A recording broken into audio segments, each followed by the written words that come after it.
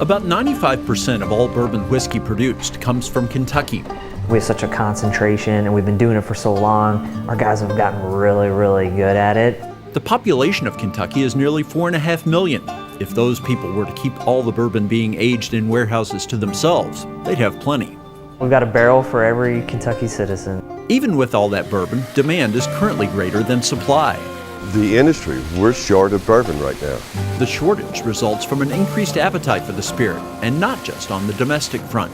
People around the world have begun to realize there's another whiskey in this world besides Scotch. The problem, though, is that bourbon produced today must age 4 more years before it's ready.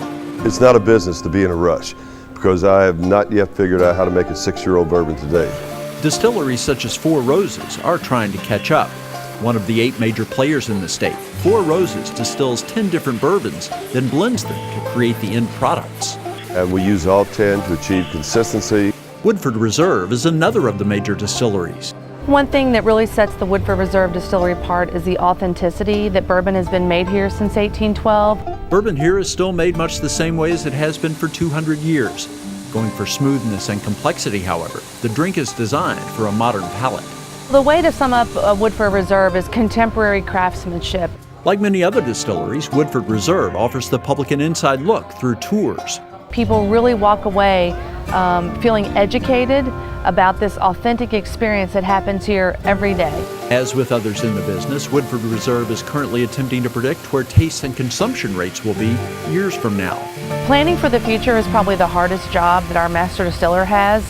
Buffalo Trace Distillery faces the same challenge of producing enough of what the public wants.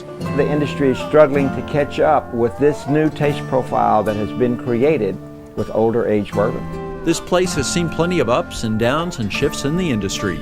It is the oldest continually operated distillery in the United States. In the current marketplace, no one can rest on the accomplishments of the past. The motto of the distillery is only 4 words: honor tradition, embrace change. Different customers look for different characteristics in their bourbon.